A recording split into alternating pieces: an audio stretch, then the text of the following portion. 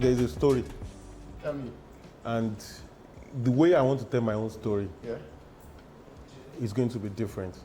Okay, interesting. So it is not like it's not interesting to be there and all. Exactly. No, but that is not how, as a brand, we've written our own story. Okay, okay. Do you understand? So I don't want to pass through that part. You don't want to pass through that?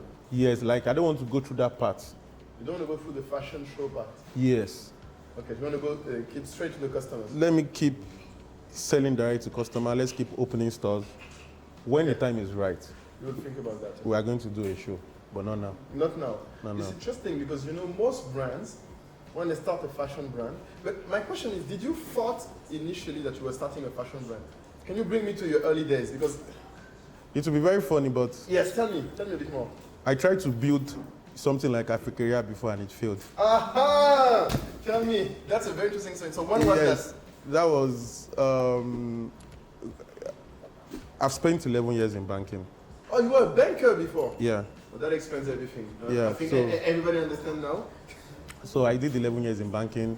So during the You were in banking here? Where were you operating? year in Nigeria, Okay. so when technology part started moving, so I built a platform, melvit.com for Melvit. Melvit.com, okay. for African entrepreneurs, like this same thing, like but for manufacturers. Okay. So something that mirror like Alibaba and Co. Exactly. So Yeah. exactly like we did. Yeah, something that mirrored. But along the line, it became clear that Africa is not yet a huge manufacturing hub. When was that? It was like 10 years ago. 10 years ago, Or so 7 2010, Yeah, 2010. yeah. So a lot of things was not happening then. Then I was still working, so there was not 100% Focus. focus on it. So then we were having issues with developers, builder. You know, if I had known, I could just have bought a WordPress website Website and just go into started it. anyhow. Exactly, and just But did I something was, simple. I've always been a perfectionist. Okay, interesting. So what killed that part yeah. was trying to get a perfect system instead of getting perfect customers.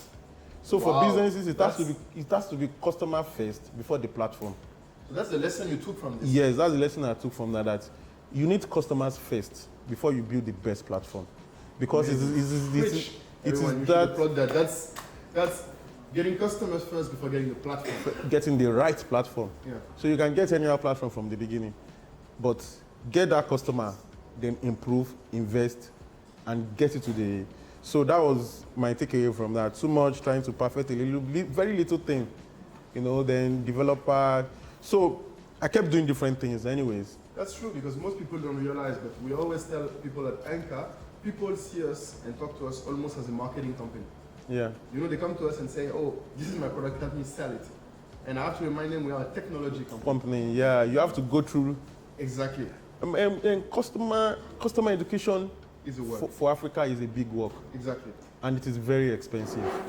Exactly true. Now, do you know how much it costs, for example, Uber to teach Exactly. people how to use the app? Too much. Is a huge amount of money. So, educating the customer is a very big deal, and I think those are the part that you guys have gotten right. Yeah, we tried. You've tried, but you know that is a very big challenge to make Africans understand that this platform, we are very traditional. Yeah. People want to trade through chat. Exactly. We love conversational commerce. Exactly. That is what works here. We have a website. We do a lot of sales on the website, even our own personal website. But most of the times, if it's Nigerians, they come back to chats. What's your WhatsApp? They want to talk to you. How are you? You understand? But international buyers, they buy. After buying, they can now send you an email. And then they want to discuss. They want to discuss, but they buy first. So those are the two types of consumer behavior that you have to battle with when you are doing this kind of thing. So consumer behavior is key. Yeah, and that's why from the beginning, I remember when we started Africa initially, people were surprised that we allowed any buyers on Africa, anyone can come and any product and contact the seller, even before buying. Yes. And I remember when we did that initially, a lot of people were like, but they are going to steal your customers, you're going to, and I told them two things. First, you cannot change the behavior that is needed to get the action done. If people need to talk to buy something, because the items are quality, so they are pricey. I understand that people need to make sure that it's a Quality. human being that is behind it. Yeah, exactly. That's completely okay. So we always had that from the beginning. So it's still an African thing, but I Yes. hope it's improving. Unlike when it first started, Yeah. unlike 10 years ago, It's it improving. actually it has improved a lot. But I think it's still an advantage we have that Amazon will never have. Oh. Not at scale, but I feel it's still something that is interesting for people to realize that, like, they're actually buying from human beings and what they do have meaning. I know that Americans at least tell us that they're happy that when they buy, they can actually contact the seller. And know who is behind it. Because one of the reasons they buy it is because they want to, like, their money, they want it to mean something. They don't want it to be any other fast fashion spend that they have. Yes. They want it to mean something. But the second thing that I always tell people also about why we keep the conventional piece in the business, and it's key to the marketplace. You have to keep it. You can't move it. No, we cannot. But you imagine, you'll be surprised. I had investors, I had people tell me, oh, you should worry about it, it's dangerous. You know, another thing that I always believe in is even for the brands, this is where you get the most insights.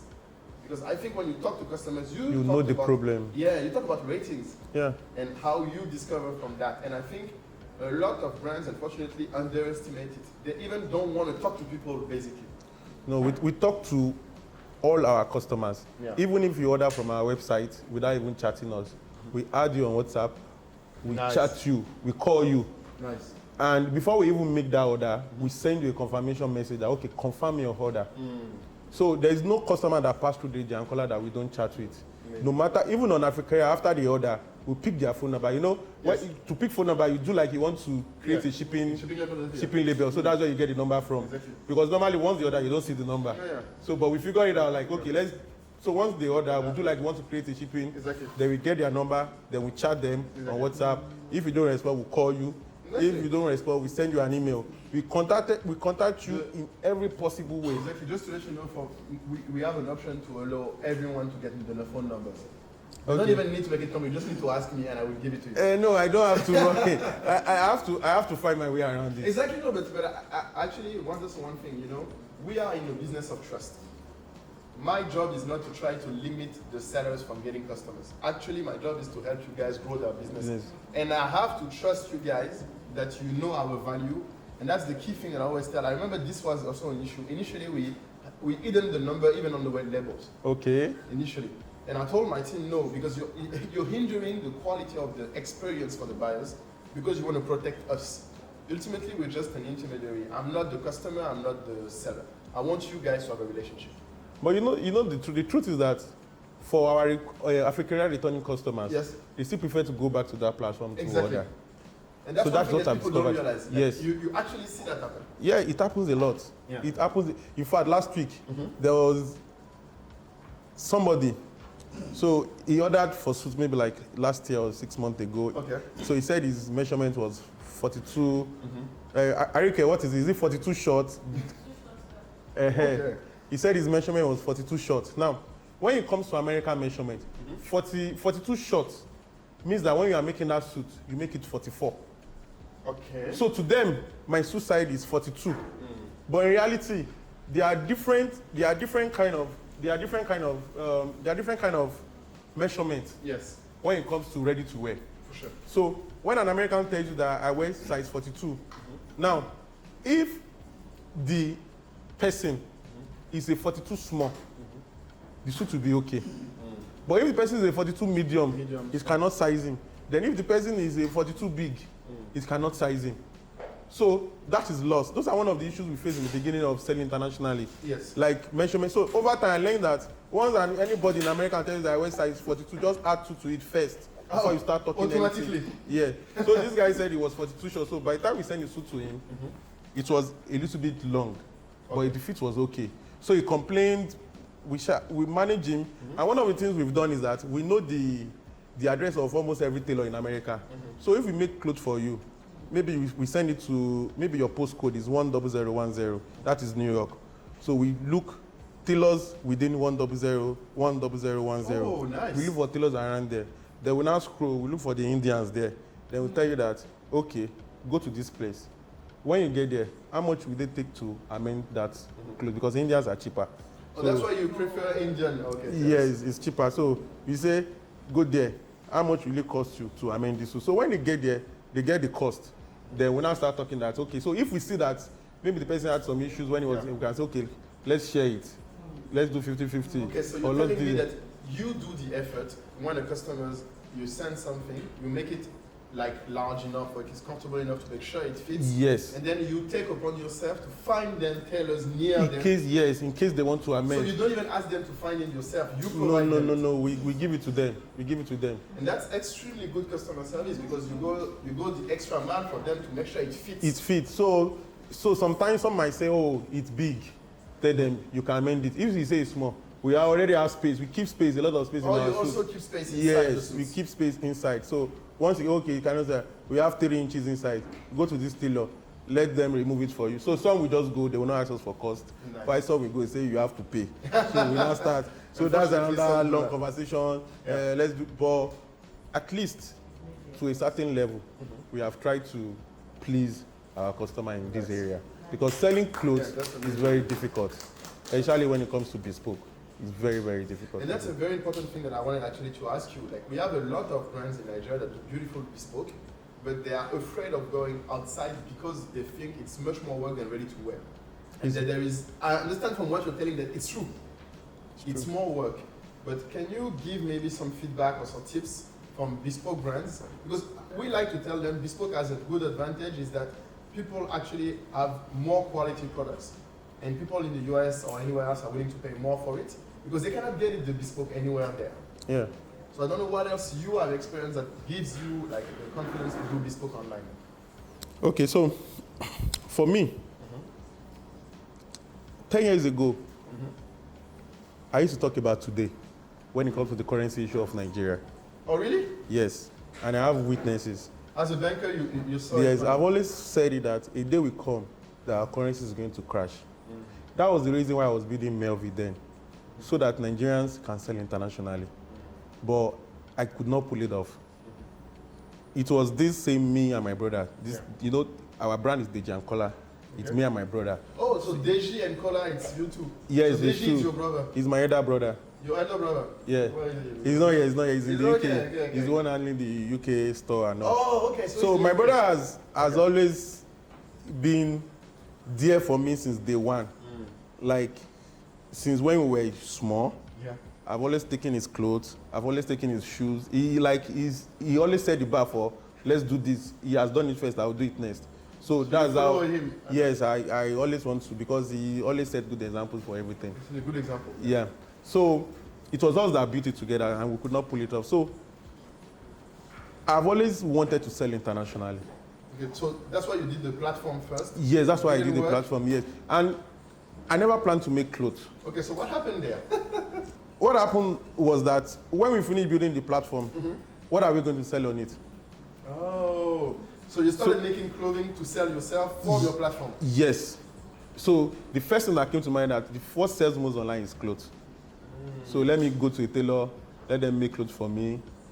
So. And then we're going to sell that on our Melvit platform. Exactly. So what I did immediately is that immediately I got married. All the clothes I used for my marriage, I just put it on my friend. So you took the pictures of your marriage? Not pictures, as in the picture, the clothes itself. The clothes of the marriage? Yes. I just took it and gave it to my friends to wear it. Okay. And they wore it and we snapped it with 15,000 naira and that's how I started. Oh wow, so you sold the 15,000 naira and your friends wearing your clothing. Yes. All right. And that's impressive. Like so basically something anyone can do. Yes, it's not cloth making is not capital intensive from the beginning. From beginning it's not, yeah. But it takes time. That's the truth. For me is a lifetime journey. Yes. So that's why you won't see me doing different things. Like I always say it, I want to do one thing and I want to do it well. Amazing. So no matter how long it takes, I'm going to sit with it. I'm going to get to the end of that one thing, that single thing. And do you think that's the thing that lacks into the most entrepreneurs you see around yourself? Like Steve Jobs said, the greatest weakness of entrepreneurs is the ability to focus. True. Entrepreneurs are born not to be focused because they want to do so many things. They're interested in changing too many Yes, yes. And there are people that have been successful with it, Yeah, and there are people that have not been successful with it. yeah, Now, for example, it is not only Bill Gates that is a dropout of Harvard. yeah, A lot of people are dropped out of Harvard that you never heard their name before. yeah. A lot. In fact, maybe the people we get to hear their name are like 0.00001%. Yeah, it's a small number of the guys that actually drop. Do you understand? So Yeah. it depends on how you want to. But focus is the key thing. Focus is key. It is non-negotiable. And that's so. When did you decide to focus on this? Because when you started, it was just a test to help your platform sell. Yes. What made you focus on the brand, on the clothing? So I decided to be very focused when I saw that if I'm going to write a story, if I'm going to build something, it has to be one thing. Okay. Not the platform, the brand. Yes, And you were yes. still a banker at the time. Yes, I was still a banker. Okay. I was like 6 months in banking. Then after 6 months, when I opened my first store in 2019, So in 2019 was. our first store So your first store was now, like not No. so. is in Magodo. It's not in this area. Yeah, 2019. So we've moved in 3 places. So from 2019, we used 6 months there. We opened another space. That's after 6 months. Okay. The space after 1 year, we moved again. There was no why space did- again. So when did you do a store initially, if you wanted to sell internationally? What happened there? Number one, we have to produce the clothes somewhere. Oh, okay. So you took a Number space two, to produce. if you want to go international, you must have sold to people around you first. And Nigerians kept insisting that where is your store? I want to come and see you. So you can't get started without Nigerians first knowing you. You can't just wake up and be popular internationally without being recognized in your country. Oh, okay. So that's another thing you would say. You can be focused, but you need to be at least getting, testing, and operating locally. Yes, first. yes, you have to operate locally first because it's your immediate environment that will accept you first before the global audience accepts you. Interesting. And so, what made you switch? When do you felt like, okay, I could go full time and focus on the GN color? I saw that we were making few sales. A few sales locally still. Yes, yes, we've not even. So you made enough money. Not, in your it local was not really, yes, yes. Most of our sales started with the local sales. sales? Okay. Most of our sales, Yeah. high percentage of it is still in Nigeria. But for a brand Yeah. that is getting to almost 20-something percent, 25% by the end of the year, Nice. for a Nigerian brand is a very big deal. It's a very big deal. No, that's the thing that we want more people. If your total sales to international buyers is around 25%, that means you are doing a lot. Yeah. I mean, you're doing a lot. But that's interesting to me because I'm trying to bring you back to that moment because I feel a lot of brands are stuck there. They are stuck in like getting a bit of sales locally, but they don't really know how to get to the next step. So maybe it was when you took the decision that you mentioned earlier. You mentioned the fact that contrary to most brands, you focus on creating often, creating every day. Yes. So When does that happen? The thing is, from the beginning, you need to start making your product for international audience. From the beginning. So from the beginning, I was like, if I can wear a cloth for a mannequin and somebody in Chicago can see it and buy it, that's a big deal. Obviously. For somebody far away, because the person is seeing it on the mannequin. And as a matter of fact, putting clothes on mannequin is the cheapest way to present your product. Yeah, that's true. Like you do Yeah. steal a lot of money. You just buy it once, and that's it. And you keep wearing for the same thing. The mannequin can never get tired. He's always ready. So that is the essence. So that is how we kept. So you took a mannequin and then you started adding everyday Yes. content on and putting product on.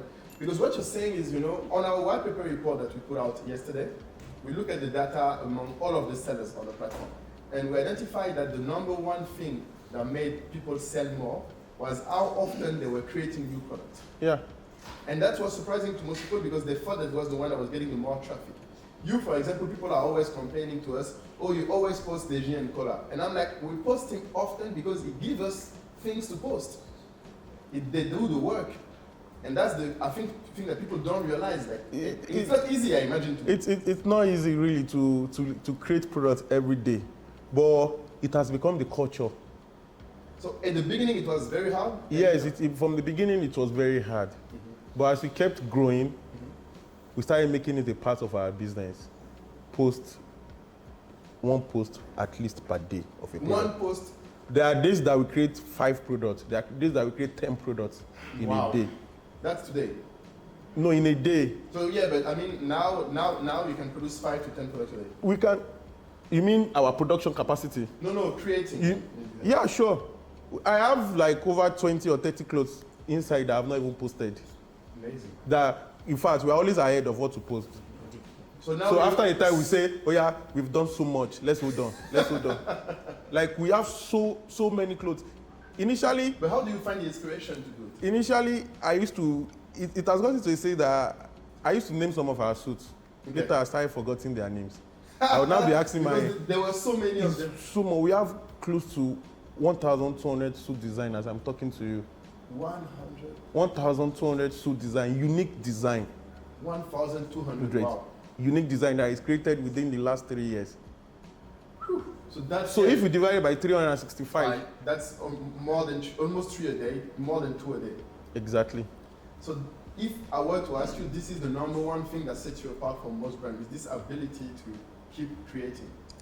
Yes, creating is, for me, or for our brand,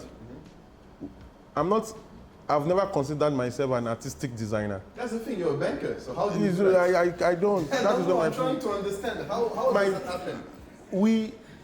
Our designs are very commercial. Yeah. And that is the art of what we design. I don't want to look, I'm not an artist, no. Exactly. I want to sell. So let's create something that people can pay for. Exactly, so your focus is what people can pay for. Yes. Just like you said, you're focused on making what the customer wants. And you always say that the ones you like sometimes, they don't like it. And that's the truth. The ones I really love, when snapping and all, it ends up not selling. Really? The ones I don't like is what customer love. So I'm praying to 8 more products so that it sells more. Exactly. And you keep doing it again. And I keep doing it again. So, and one thing we do is that once we make a product and we see that it's a hit product, we start doing all the colors possible. White, that's blue, another yellow. That we. So that is another thing that brands should understand. For example, Emmys has a slippers. They made one, it sold. Then they have like over 100 colors. Exactly, yeah. Birkenstock made one. Shoes. You see, you don't need much product. Once you discover a hit product, you have to die with it. You have to keep creating out of that hit product over and over. You need to maximize the revenue you are going to see from that product from A to Z. Make sure you design to the end. When you have now exhausted all the color, then you now change it. If it's short sleeve, you make it long sleeve. If it's just keep, it's until you are not buying again. For us as a brand, we have some certain clothes that sells every day. It's the same clothes I've been selling every day. Same clothes I've been selling every day. And that's amazing. There is one of it that I've been selling for 3 years, almost every day. Do you remember the name of this one? I remember. I can imagine. So that's the key thing that I also wanted to point to. A lot of designers I talk to, when I tell them that, they tell me, oh, but at one point people will get tired of seeing it. And I tell them 2 things. First, most of the new customers you see, this is what is going to drag them into your brand. Because you need something, all big brands in the world, from Chanel to Jacques Mus with the Chiquito, to Nike with the Air Force One, everyone has one key product that drives them into the brand, and then they can buy other things. So the bestseller has another advantage, like you mentioned, is that you keep selling them because you keep having new people. For example, Emmys has been selling 3D Hands perfume for close to 15 years. Exactly. You have nothing to lose. So if you find something good, you need to hold on to it. You need to hold on to it. Once you've met something that people love, you have to keep showing it to them in every possible way. And sometimes I tell them, the second thing you can do is if you're tired and you don't know what else to design, just have another model wear it. Have another type of content doing it. So one thing we don't do, I always tell my guys that we don't do throwback picture. Ever? No. You just add new. You have to create new. Even if it's the same product? No, I'm not going to go to the past to redesign what I've designed. I mean, to bring the picture we've posted 2 years ago or 1 year ago to repost it today. As in, no, I'm not going to do that. You never do that? Yeah. Impressive. We don't do throwback. You have to create something new to post. So everybody understand the process. Even all our process now has gotten to a stage that once you hear this is for mannequin or this is for model, you give that space so that it moves. It moves. Yes, it has to move very fast. That's interesting because I will be honest, like everybody else, we cheat, we do throwback. I'm not going to lie, I'm sorry. I'm not at your level. We do throwback. We have a throwback Thursday, we do often throwback. But even the key thing with throwback is that people will be surprised. The product that worked, I will give you an example. We did a campaign, you remember, with you, with the Coupe Boys. Yeah, Coupe Boys. Remember that? Yeah. They wore your clothing and they loved it, by the way. You even made... In fact, one of it is a very major hit product now that we keep selling. The one that has that gold. The gold, the flowers. We've been selling you. The gold flower. So this one is one of the hits now. Yeah. But when you send it to them, it wasn't a hit. It has been an hit before they wore it. Exactly. So basically, they amplified it. Yes, they amplified because now the tall guy, yes, has more French audience. Yes. You understand? So his audience was very key. So we now had people coming from that side. French speaking. So when I see that people are coming from there, and I started creating French adverts, and I started sending it to them. Amazing. So we. You're a master of your craft, my man. Like, really. So when you say bonjour, we already have somebody who reply you bonjour. Bonjour. So there is no Spanish who interpret, and so we sell to any language.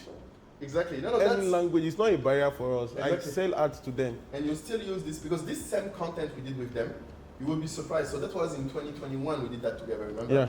And so this summer, my team was like, oh, we didn't have a content show, budget. Yeah, now reposted it. We reposted it, my friend.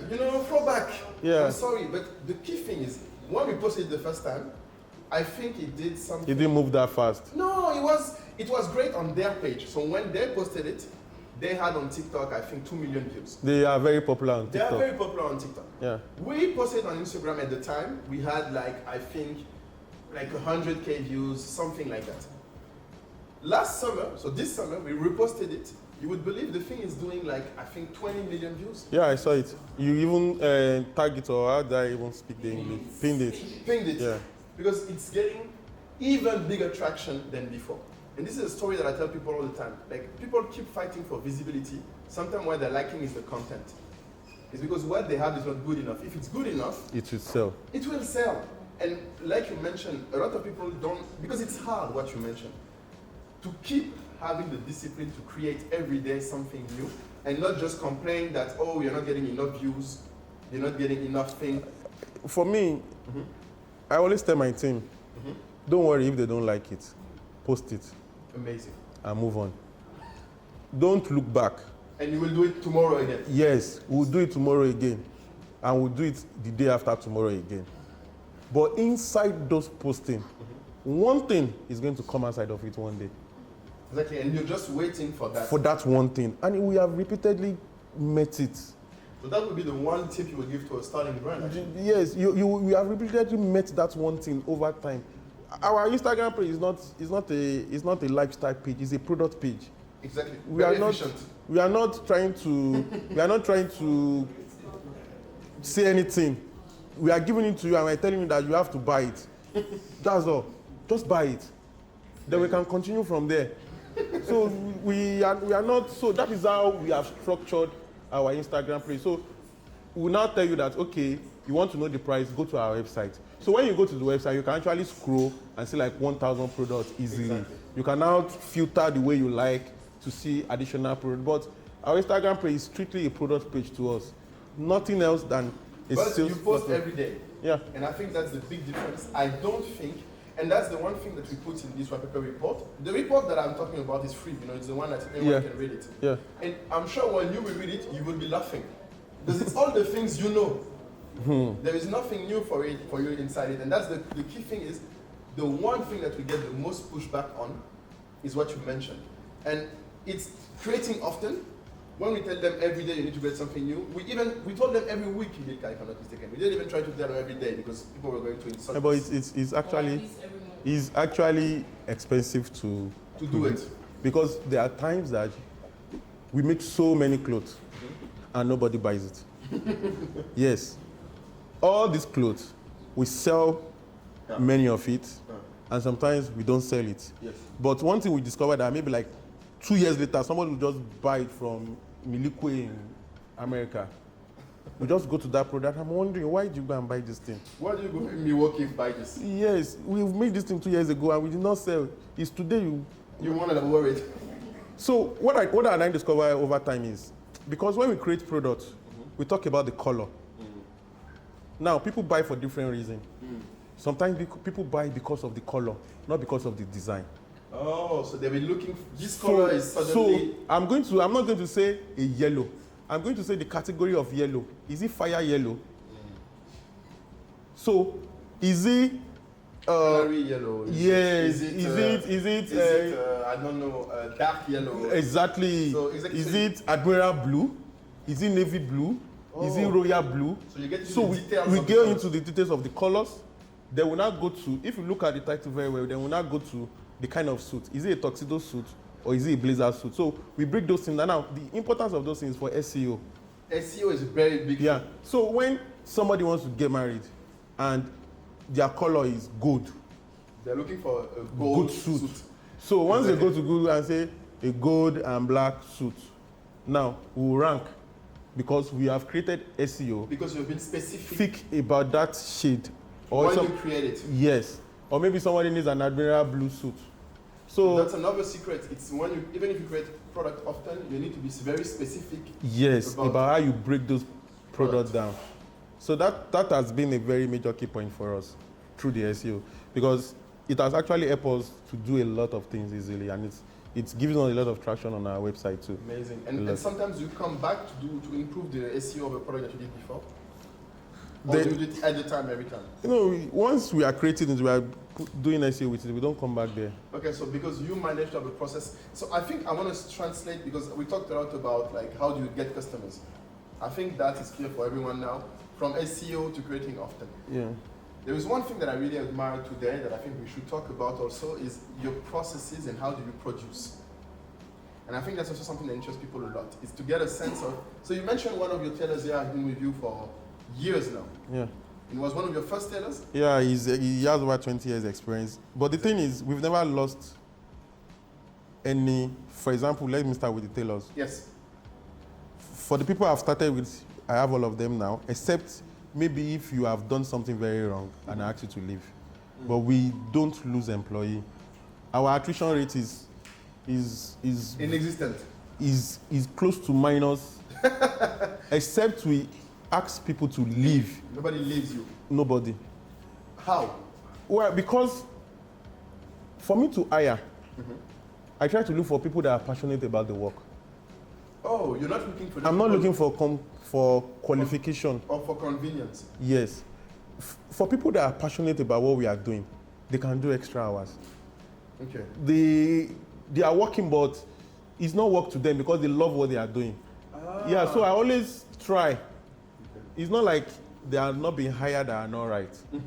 But we have more hires that are right than more that are not right. No, not right. But at least you figure out quickly if they are right. Yeah, I know if they are right. Know? Because I'm trying to think, if you want to talk to a new designer that is working with tailors that he didn't know, how would you recognize a good tailor for you in your team?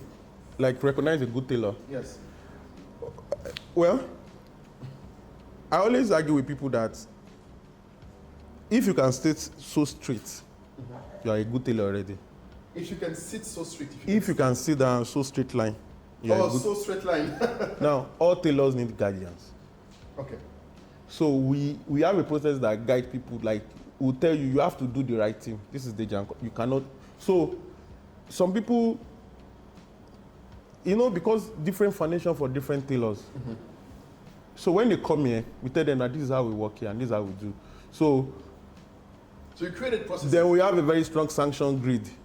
What is a sanction grid? A sanction grid is that if, let's say for example, we are supposed to put a label at a particular point, you already know that and you don't put it. By the end of the week, there's going to be an exception for you for not doing it. An exception, okay. Yes, like because you did not do the right thing, this is a sanction. So it's And what is the sanction? You get less money? maybe you pay this amount, or you do this, or you do that. Oh, you make them pay? That's nice. Yeah. So, but you know what that has done? It has put everybody on their toes. Oh, because they know ahead of time that Yes. It's clear. It's in the open.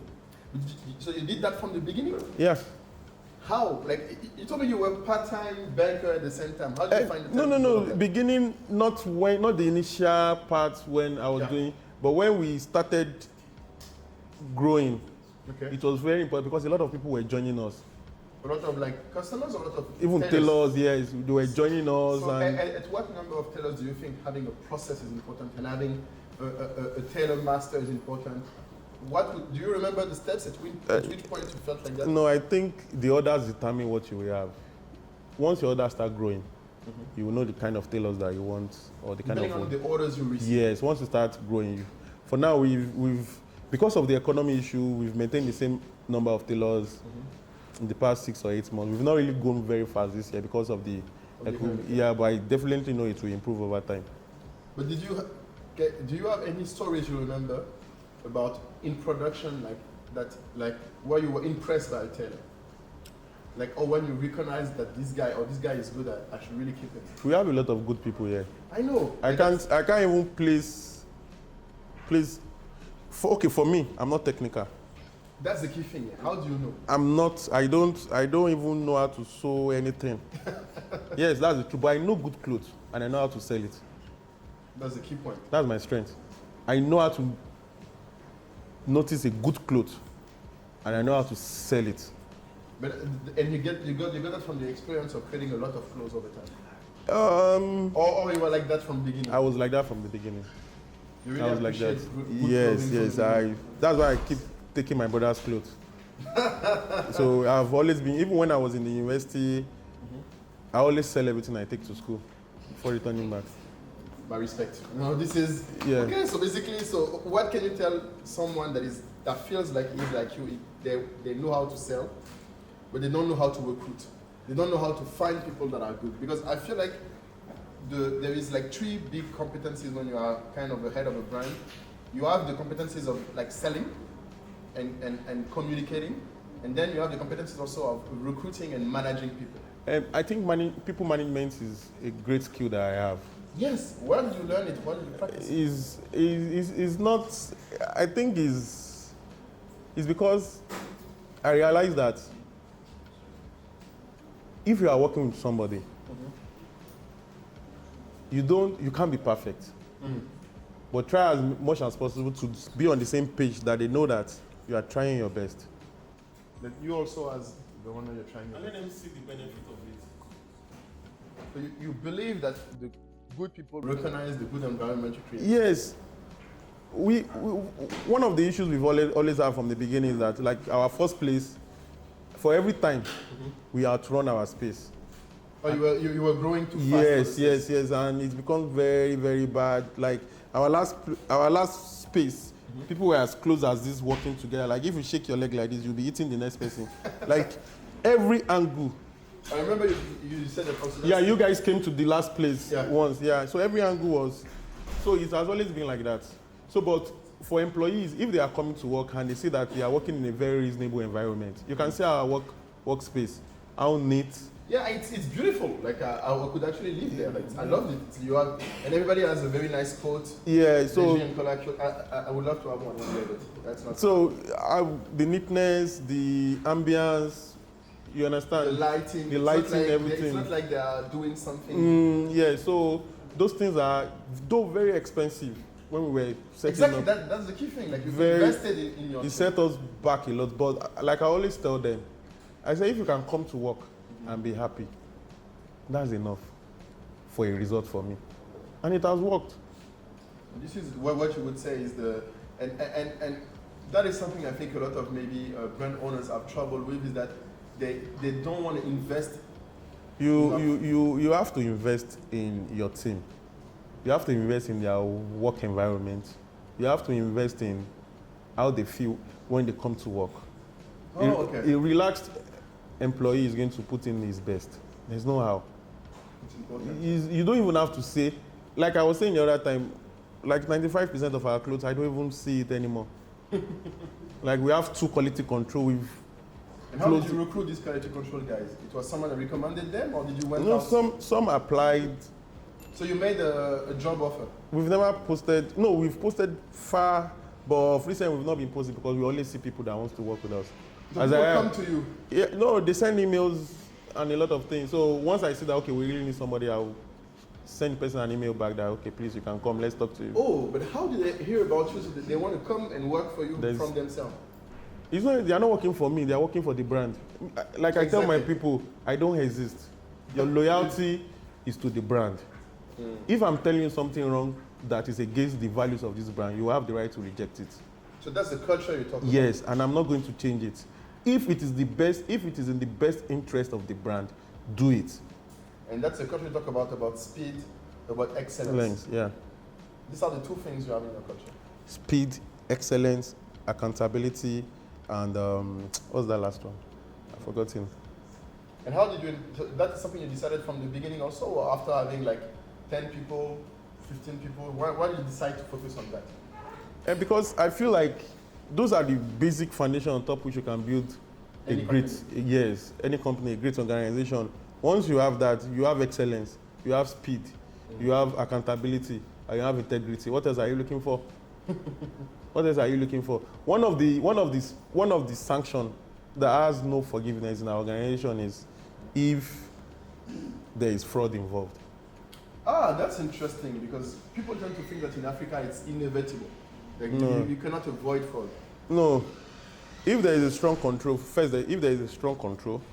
people will break it, but you make scapegoats out of it. You make? A scapegoat out of it. Then okay, so you showcase the fact that you do not tolerate fraud. Yes. So you had this happened in your case too? Sure, it has. It has? Yeah. But it didn't stop you from keep investing on people, No, it doesn't change anything. It's part of the job. You can't stop it. You don't let it affect you as a person? No, I used to move on very fast. I don't dwell on the past. And is it the same for the machines? Because I feel like also you invested a lot in the tooling. Yeah. What was the first machine you bought? Okay, when I started, my brother, like I was saying, so when I wanted to collect the first store,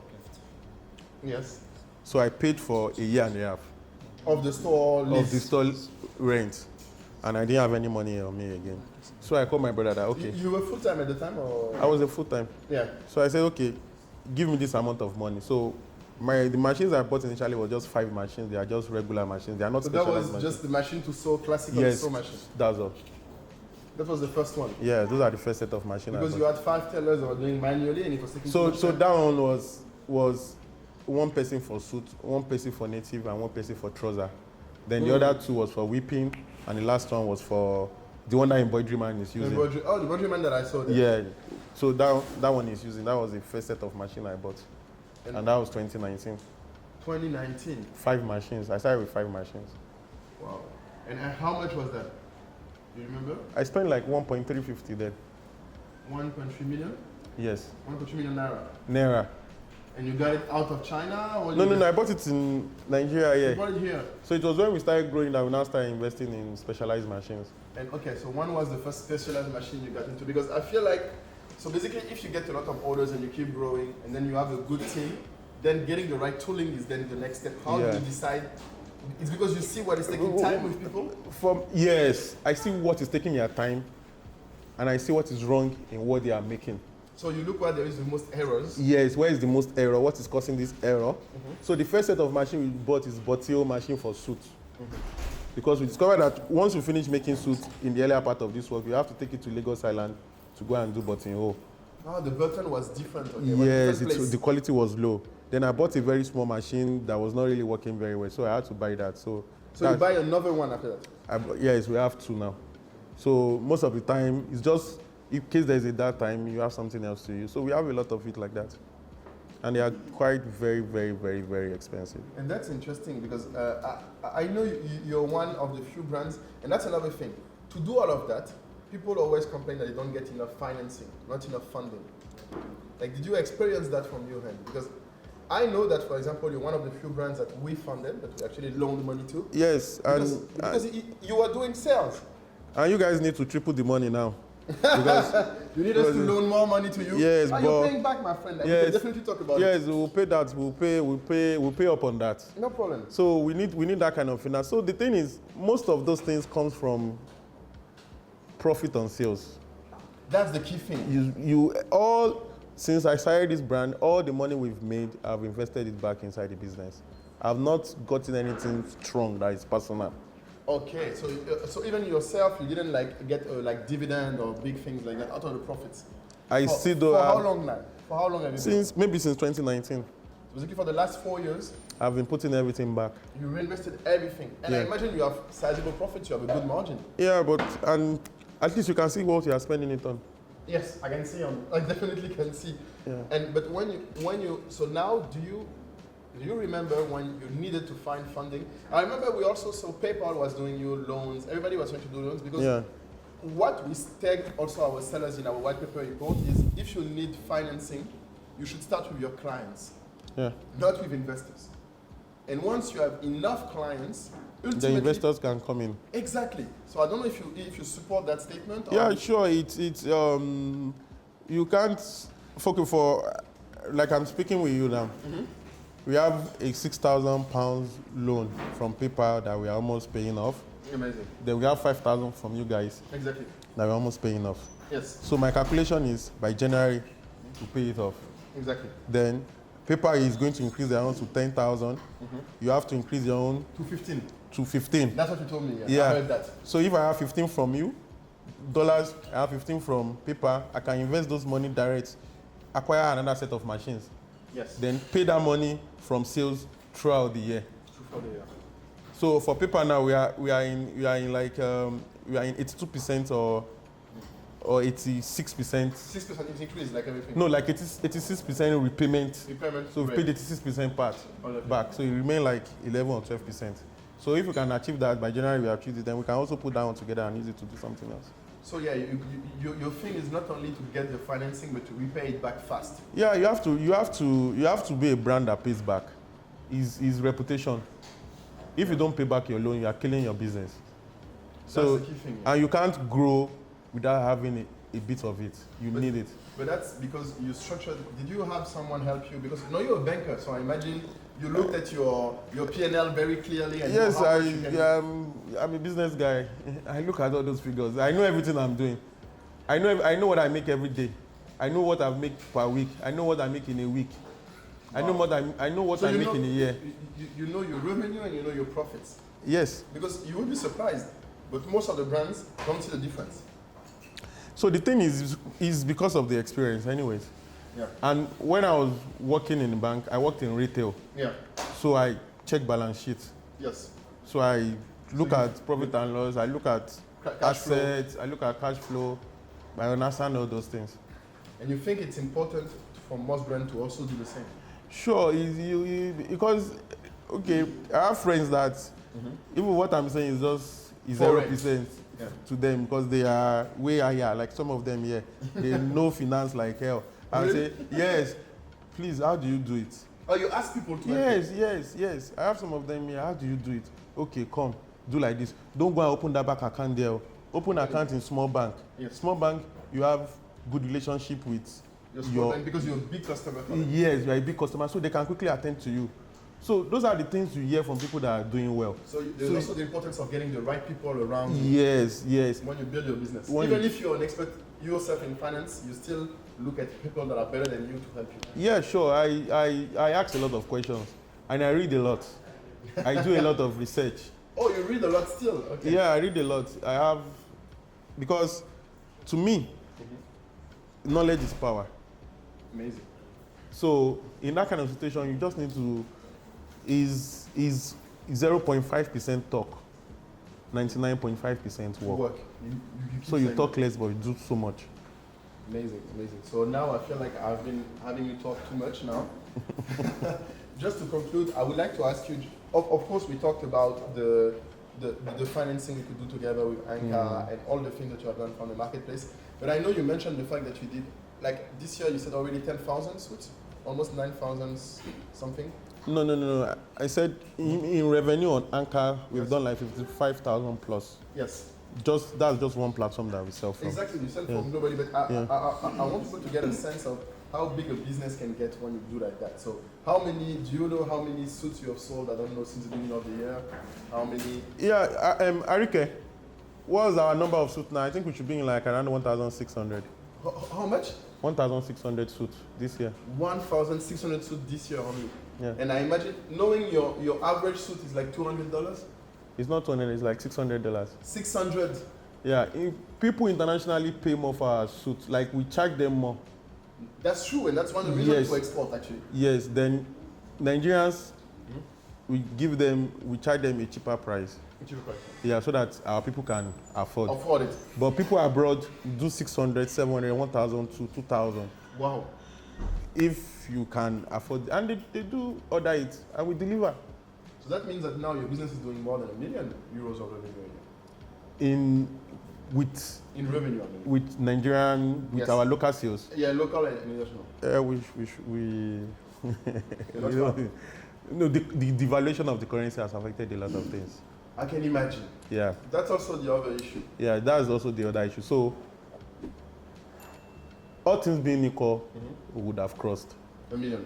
Yeah. And that's what But- you're trying to do now. What you said, you need to focus on doing more outside, more currency. Yeah, you heard you said the 50% you're aiming for.